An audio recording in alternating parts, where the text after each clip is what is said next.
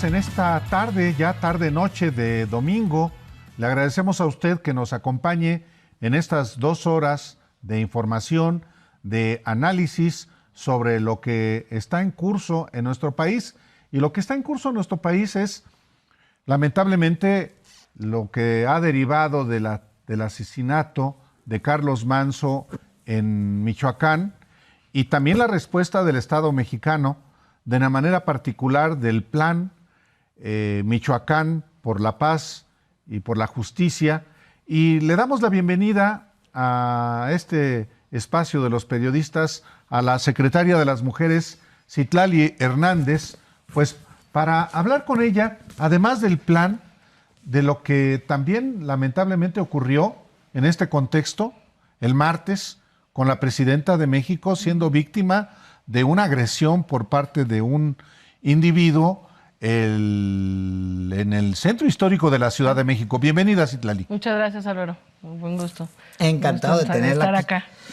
Déjeme, ahorita hablamos de lo que sucedió, que no fue menor y sí, que además provocó una reacción que me parece la parte más interesante, más importante que habría que explicarle a las mexicanas.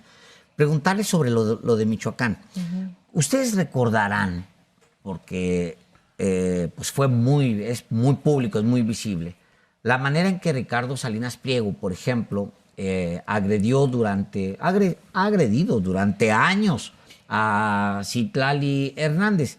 Siempre muy grosero, siempre muy grotesco, muy bajuno. Tiene una fascinación por agredir, por ejemplo, a mujeres. Él tiene esa fijación. Ahora menos, porque está mucho más en el foco público y me voy a tapar para reírme. Quiere ser candidato presidencial. Pero, ¿qué opina usted, secretaria, de este lenguaje renovado, virulento, no solo de él, de varios en la derecha mexicana? Sí. Bueno, yo creo, y muchas gracias por la invitación, yo creo que estamos en una nueva embestida de la ultraderecha, ¿no? Y que, como alguna vez quizás lo hablamos cuando Salinas Pliego estaba muy vocal y muy grosero, ¿no? Incluso contra mi persona, pues él es el vehículo de la ultraderecha desde mi punto de vista, ¿no? Cada día estoy más convencida. Y en lo que pasó con Uruapan, yo tengo familia en Michoacán, veo que hay, por supuesto, una indignación natural, la situación de inseguridad no es menor, pero también están asusando una narrativa, un discurso, bajo esta intencionalidad que ha tenido la derecha de imponer narrativas que puedan generar pues desesperanza, enojo con el gobierno, ¿no? Y es la idea de que somos un narcogobierno. O sea, esa es como la ambición que tienen de rato como para tratar de deslegitimar a la Cuarta Transformación. Y bueno, yo creo que vale la pena que quienes nos ven, quienes nos escuchan, sean muy cuidadosos para diferenciar entre las indignaciones legítimas y este intento que yo creo que Salinas Pliego, Lili Telles, varios de los que ustedes estaban mencionando, pues son vocales de estar generando esta narrativa para sus fines políticos y politiqueros, creo, y es importante decirlo en este marco porque pues me parece que es muy evidente para algunos esta intencionalidad, ¿no? Es evidente que un crimen como el que sufrió el presidente municipal de Uruapan, pues genera una situación de indignación, además del dolor normal, pues le quitan a una autoridad que además es una autoridad que tenía un discurso contra la violencia y contra la inseguridad y contra el crimen, que evidentemente le hacía que se cohesionara a sus gobernados y sus vecinos de Michoacán. Pero también, en efecto, pudo haber sido Carlos Manzo, como ha sido lamentablemente en otros casos en Guerrero, en Guanajuato, aunque en Guanajuato no se indignan tanto, Sí. No se indignan tanto porque ahí gobiernan. Entonces, claro. Y porque ahí es un santuario de la derecha.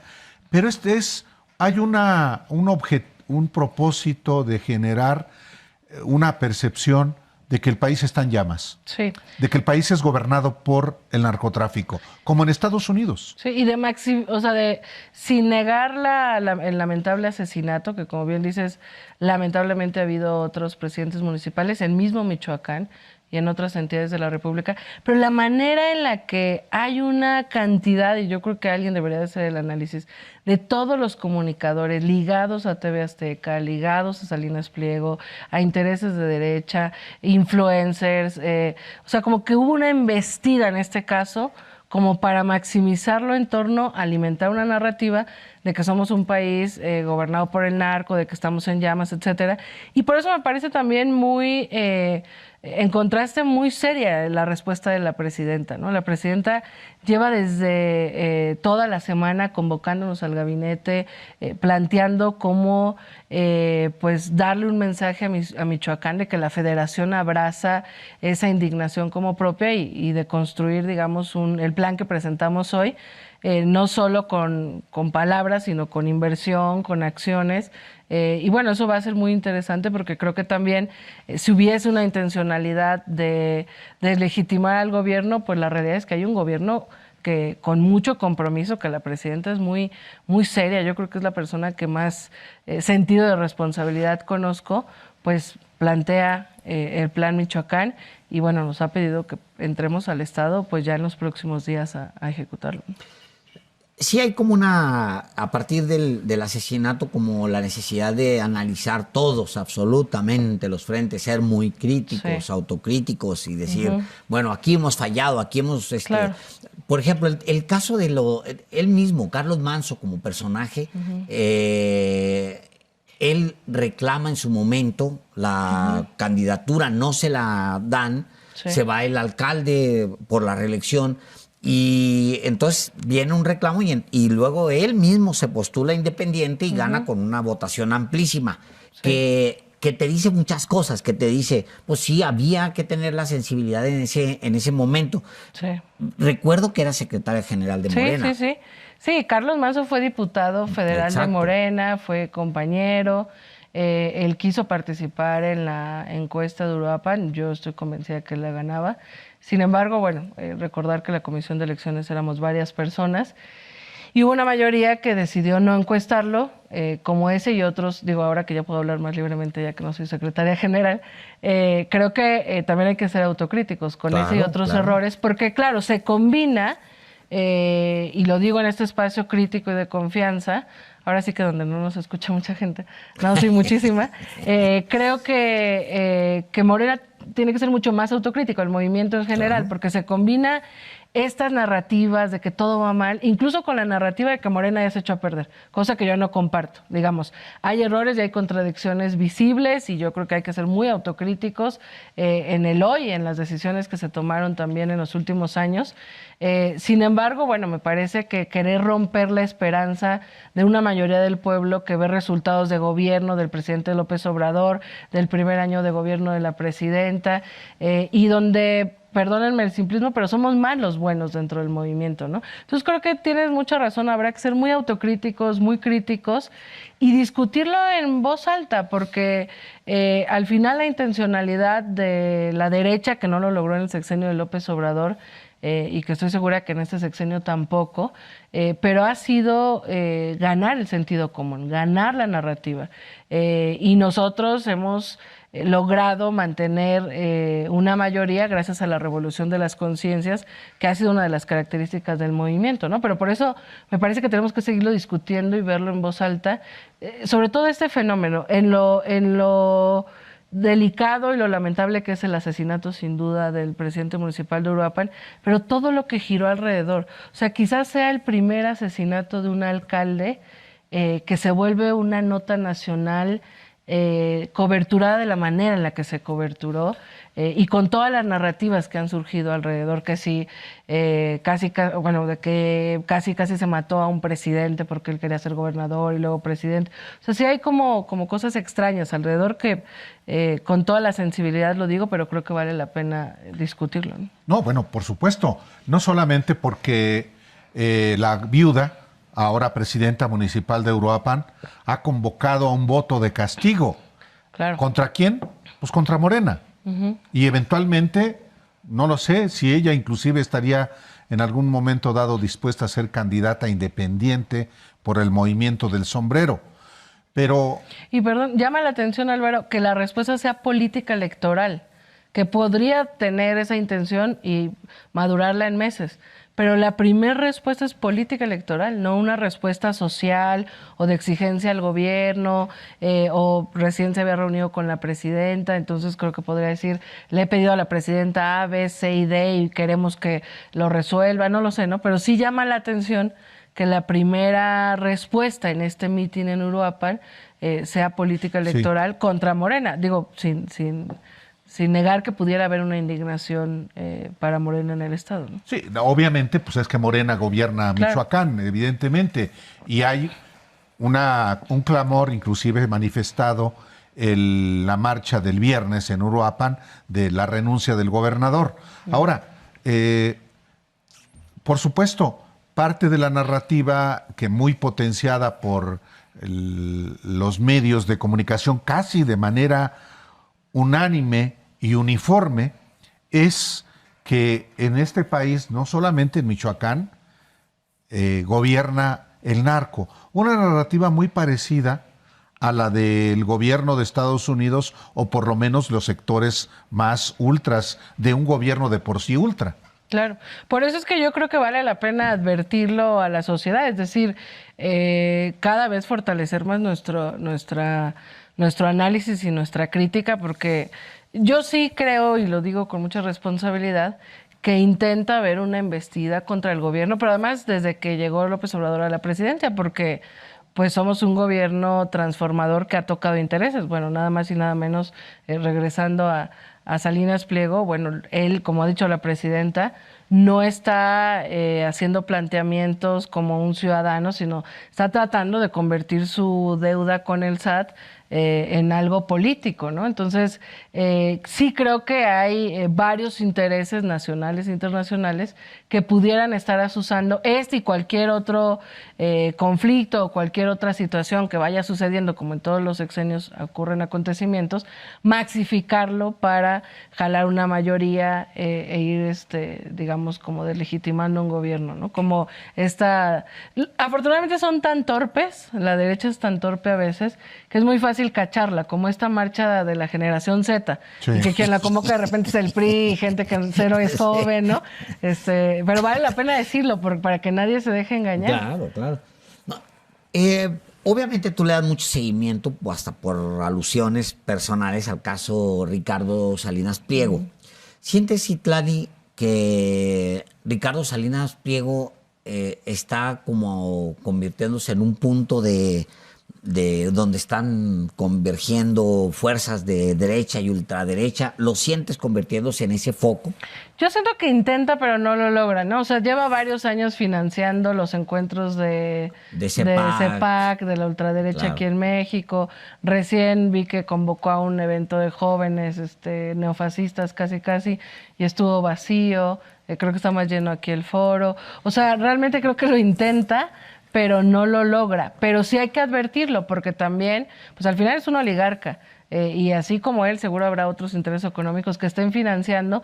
Mira, yo uso redes, digo, ya no me da tanto tiempo, pero les comentaba fuera del aire que yo veo cómo hay esto que la presidenta también denunciaba, ¿no? O sea, hay varias cuentas o varios bots o granjas de bots que de repente empezaron a ser muy grande y a construir esta narrativa de contra el gobierno y contra Claudia. En este caso, y si se acuerdan también ahora que mencionaba Álvaro, ahora que la presidenta recibió este acoso, que lo señalaron de montaje, ¿no? Entonces se ve que han invertido en muchos bots para volver a generar odio, para volver a generar narrativas, que yo espero que no les funcione, y creo que no les ha funcionado, pero vale la pena advertirlo. Bueno, de este tema, del acoso, también vamos a hablar con la secretaria de las Mujeres una vez que volvamos de este siguiente corte, porque también marcó no solamente el acto en sí mismo, sino que derivó en acciones que el gobierno de la República ha tomado. Volvemos después de una breve pausa. Volvemos a los periodistas y le pregunto directamente a la secretaria de las Mujeres, Citlali Hernández, ¿qué representa la agresión que sufrió la presidenta Claudia Sheinbaum el martes, en un contexto también terrible, después, a 3 días del asesinato de Carlos Manso, cuando se fue caminando a la Secretaría de Educación Pública saliendo de Palacio Nacional. Mira, como ella misma lo dijo, yo pienso que le ocurrió esto a la mujer más conocida del país, que es la presidenta. Pero esta realidad la hemos vivido muchas mujeres y la viven y la han vivido muchas mujeres en el espacio público, en el transporte público, ¿no? Entonces, por supuesto, creo que a hombres y mujeres nos indignó ver pues esta agresión, que en términos reales es un abuso sexual, es el tocamiento de una mujer, es un delito. Sí. Creo que además de la indignación, del enojo, de cómo conectó con muchas mujeres que quizás hemos o han vivido lo mismo, también creo que puede provocar y ha provocado una reflexión en los hombres y en general en la sociedad, ¿no? Por eso es que la presidenta decide denunciar, porque como ella lo dijo, si esto me pasa a mí caminando por las calles del centro histórico, pues claro, le pasa a otras mujeres y tengo que dar el ejemplo de denunciar, porque muchas veces cuando te pasa eso, pues te quedas en shock y luego ni siquiera sabes que es un delito o que puedes denunciar o cómo, ¿no? Por eso es que días después presentamos un plan con lo que veníamos ya trabajando a lo largo de este año y con otras indicaciones que me dio ahí la presidenta, porque pues hubo una indignación, o sea, pues se vio en todo el país y en el mundo, incluso en muchos medios internacionales, ¿no? Hay una segunda agresión que también es igualmente muy preocupante, que es la agresión desde las redes sociales a la presidenta de México. Le utilizan el video, lo falsean también, crean otros videos que son horribles y pues el señalamiento de opositores de que se estaba utilizando o más bien se había creado esa situación para poder desviar la atención del tema de Manso. Es otra agresión, sí, claro. Es otra agresión y fíjate que refleja, así como lo que vivió la presidenta, lo han vivido miles de mujeres. O sea, las respuestas de un sector, y otra vez es el mismo sector, pues perdón, pero tenemos que decir, de la derecha, de algunas voces del PRIAN, etcétera, refleja las respuestas que luego muchas mujeres viven cuando lo denuncian. No creerle, o la discusión giró alrededor de si hizo o no hizo algo la presidenta, cuando la discusión tendría que girar alrededor de que ninguna persona que vaya caminando al lado de otra persona o cerca de otra persona debería de tocarla solo porque se le antojó, ¿no? O sea, que esa es la discusión que tendríamos que discutir, que ningún hombre debería de pensar que puede tocar a otra mujer solo porque sí. Y luego esta revictimización de difundir y difundir y difundir el video, y luego la narrativa miserable del montaje, de la cortina de humo. Incluso una senadora priista utilizó una expresión muy lamentable, algo así como te dejaste manosear para construir esta cortina de humo. Entonces la discusión otra vez del mismo sector de odio, del mismo sector que quiere aprovechar cualquier acontecimiento para su molino, pues fue muy baja, ¿no? Además, ya ni siquiera con sensibilidad hacia la presidenta, ya ni siquiera con empatía a cualquier otra mujer que ha vivido ese tipo de situaciones, lamentablemente, ¿no?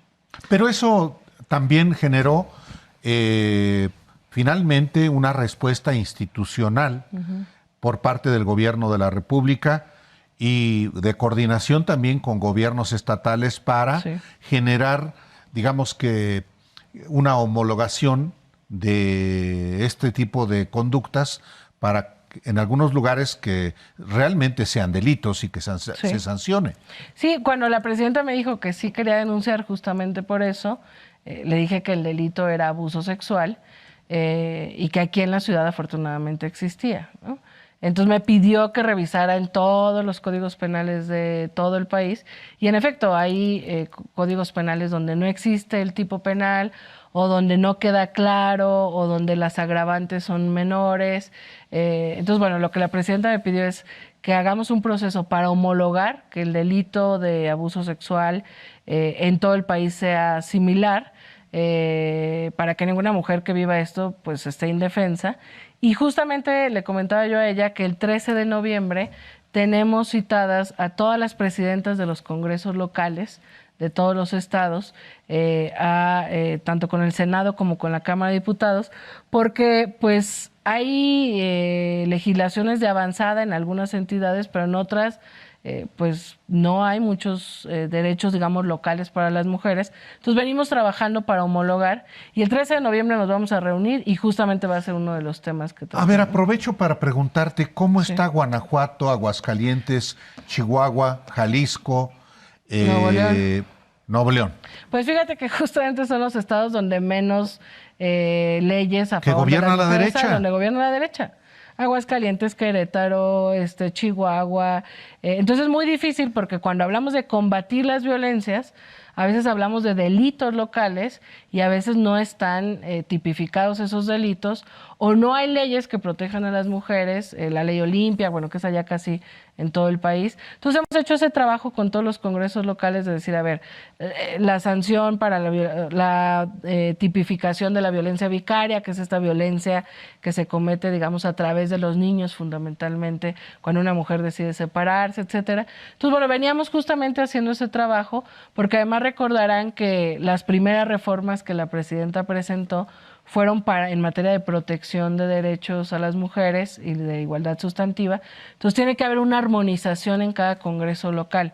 Entonces el 13 de noviembre tenemos esa reunión en el Senado, vienen las 32 presidentas de las comisiones de género de los 32 congresos y pues ahí vamos a trabajar, además de esa armonización de otras leyes, pues nos vamos a poner a discutir cómo homologar este tipo penal, pero otra cosa que nos encargó la presidenta, que yo creo que es el mayor reto, es cómo hacemos más corto el proceso de denuncia o mucho más ágil, porque a veces denunciar luego es un proceso muy tortuoso, ¿no? Y también venimos trabajando, que yo creo que es el reto mayor de esta Secretaría, para la Procuración de Justicia, con ministerios públicos, fiscalías, jueces, juezas, que muchas veces es ahí donde una mujer se encuentra, o un ministerio público que le dice, pues no viene usted sangrando, entonces no exagere, ¿no? O un juez o jueza que actúan fuera de la lógica jurídica, hasta sospechosamente fallan a favor de un agresor. Entonces, también ahí venimos como fortaleciendo y vamos a capacitar, a trabajar con el personal para que pues tengamos un proceso mucho más ágil y mucho más corto para las mujeres. Y otra cosa que también anunciamos fue trabajar con todas las secretarías de movilidad de los estados. Que muchas veces este tipo de abusos ocurren en el transporte público, ¿no? Y hay veces que otros usuarios ven y a lo mejor no saben qué hacer, o el propio conductor o conductora no saben cómo actuar. Entonces, queremos trabajar con todas las secretarías de movilidad de los estados para tener un protocolo, capacitarles y un poco que se sepa que hay, digamos, toda una red de defensa de las mujeres cuando ocurre este tipo de actos. Y lo otro que anunciamos, que a mí me parece lo más profundo, vamos a iniciar una campaña tanto para las mujeres y la sociedad en general, que se sepa que esto es un delito, que se sepa cómo denunciar, pero también una campaña dirigida a los hombres, ¿no? Porque quizás, y otra vez mezclando un poco el tema de la ultraderecha, yo sí creo que en algunos países, conforme avanzan los derechos de las mujeres y no se convoca a los hombres, hay narrativas de derecha que hace creer que cuando avanzan las mujeres, retroceden los hombres. Y nosotros queremos dejarlo muy claro. El tiempo de mujeres y el avance de las mujeres en sus derechos no es proporcional al retroceso de los derechos de los hombres. Al contrario, estamos hablando de construir una sociedad igualitaria, ¿no? Las mujeres llevamos un tramo recorrido mucho más atrás y lo que queremos es emparejar el piso y caminar como iguales. Yo le llamo así, creo que tenemos que construir una nueva relación entre hombres y mujeres donde el respeto, la no violencia, la no dominación del otro sea lo que perdure. Y ahí creo que hay muchos hombres que se sentirán convocados, que son sensibles y que hombres y mujeres tenemos conductas machistas pues que venimos arrastrando de la educación. Correcto, sí. Del paso del tiempo. Entonces también las campañas de rumbo a un cambio cultural son muy importantes porque, como tú dices, bueno, esto ha provocado una discusión social y hay que aprovechar esa discusión social para de entrada saber que si tú tocas a una mujer no solo es incorrecto, sino que además es un delito y es sancionado, ¿no? Entonces, bueno, es parte como del plan integral que presentamos. En el tema cultural es muy importante al mismo tiempo que pues hay música, por ejemplo, Claro. que potencia, digamos, muchos machismos o que justifica ciertas actitudes de los hombres, etcétera. Es muy difícil meterse a eso, Sí. pero en algún punto se tiene que al menos conversar, Citlali. Pues mira, yo pienso, a mí hay algo que me gusta mucho, que me dijo la presidenta cuando me invitó a ser secretaria de las mujeres, que está muy en código de la Cuarta Transformación. Ella me decía, el presidente López Obrador en todo el sexenio combatió el racismo y el clasismo, ¿no? Generó discusión alrededor de eso. Quizás nunca se había discutido tanto contra el clasismo y contra el racismo. Y empoderó al pueblo de México, cosa que yo creo que todos estamos aquí de acuerdo. Y me dice, yo quiero continuar con eso, pero además combatir el machismo y empoderar a las mujeres. Entonces me parece que esto que logró el presidente, desde su voz, desde su fuerza, desde el trabajo de gobierno, de discutir por qué dejar de ser racistas, por qué dejar de ser clasistas, yo es algo que abracé mucho desde que me lo dijo la presidenta. Creo que tenemos que discutir contra el machismo, y hacer que las mujeres nos sintamos más fuertes, porque a lo mejor algunos hombres creen que exageramos, pero esta manera tan inequitativa en la que hemos vivido en sociedad, pues a veces nos hace sentir menos. Entonces queremos fortalecer a las mujeres, ¿no? Citlali Hernández, muchas gracias. Al contrario, Gracias. muchas gracias. Volvemos. Volvemos a los periodistas. En esta tarde estamos platicando aquí en el estudio con la secretaria de las Mujeres, Citlali Hernández, para que le informe a usted no solamente pues, de este acontecimiento que padeció la presidenta de México, sino las propias políticas públicas que están en curso. Alejandro. Sí, señor. Yo decía en el corte, razonaba la idea de hasta dónde. Mira, por un lado, siento que Ricardo Salinas Pliego no tiene el impacto que él cree que tiene. Porque, bueno, se opusieron a los libros de texto y armaron una campaña tremenda que fracasó. Sí. Se nos olvida, pero eso se fue al carajo. O sea, fue una campaña que debe haber costado, si lo contabilizáramos en tiempo, digamos, comercial, En tiempo aire. debe ser de miles de millones de pesos. Una super campaña que fracasa. ¿Por qué fracasa? Ahora está montado así en la idea de que tal. Pero él va al mismo tiempo a que lo entrevisten youtubers. O sea, va con Ramón Alberto Garza, va con Adela Micha. Micha. O sea, y esos son realmente las entrevistas que se escuchan. Pues ya te la va a dar también a ti. Yo creo que sí, tendría que. No, yo se la pido formalmente. Ahí lo Sí, acabas. claro. No, ¿por qué no nos dan una entrevista? Claro, a a nosotros? nosotros. Ahora, Estoy de miedo. es mucha. Yo creo que tiene mucha autoestima de entrada, ¿no? Yo creo que es de estos personajes que como han sido dueños de cosas a través del dinero. Sí. A ver, su modelo de negocios fue no pagar impuestos, y hay que decirlo así, y bueno, desde su familia, ¿no? O sea, realmente no es como que sean el verdadero resultado del esfuerzo y demás.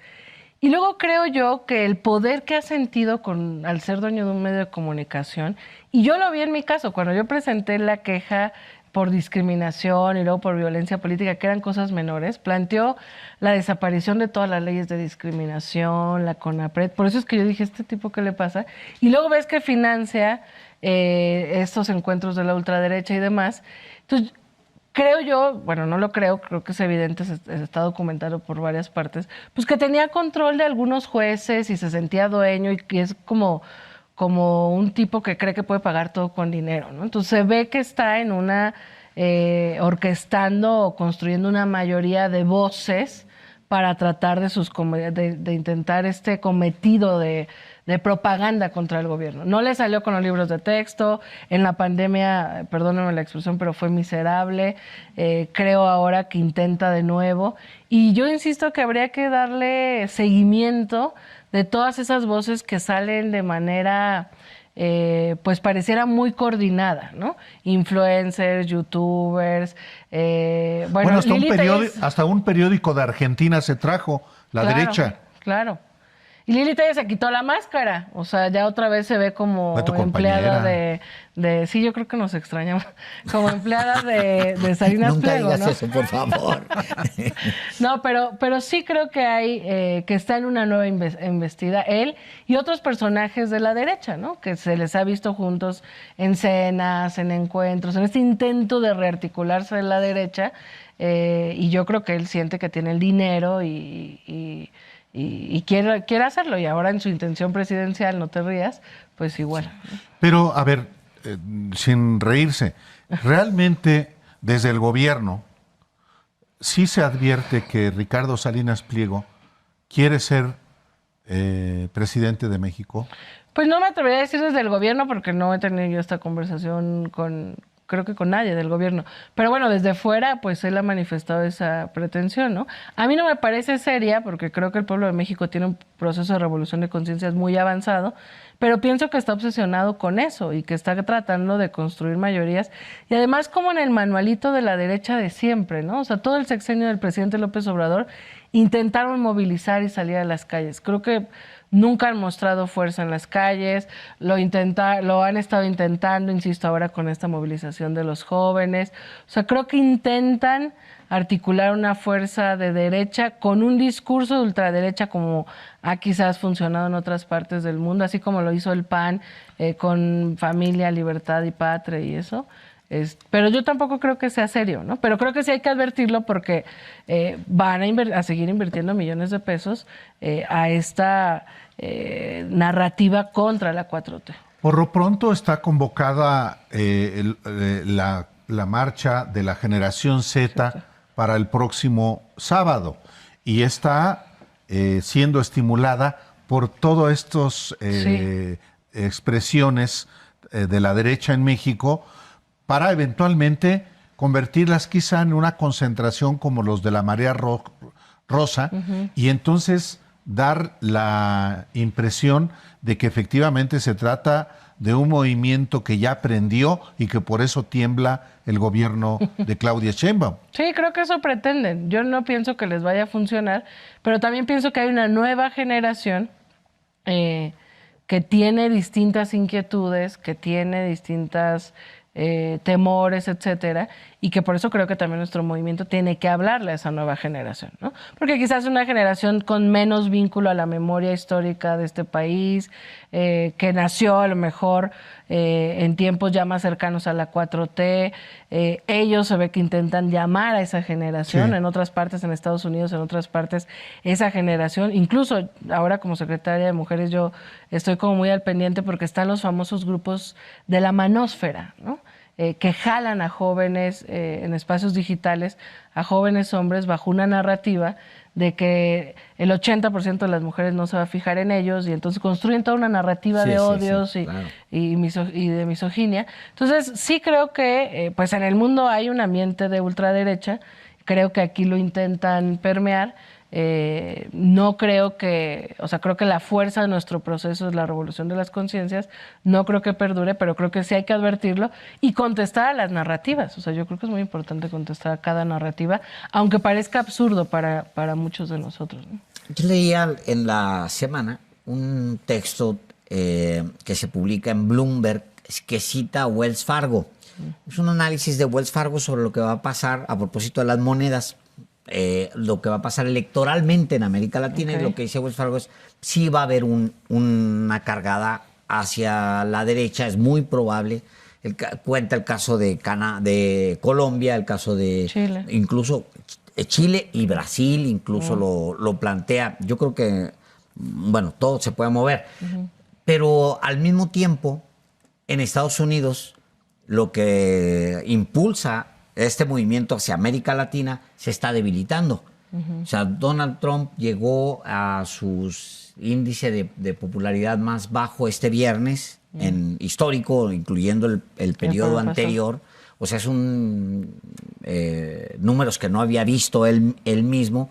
Y luego, al mismo tiempo, pues, ya sabemos lo que pasó en la elección del martes, que pues Donald Trump pierde Nueva York, que se pierde, bueno, todas las posiciones que se pierden con lo que tienen ellos de progre o de izquierda, ¿no?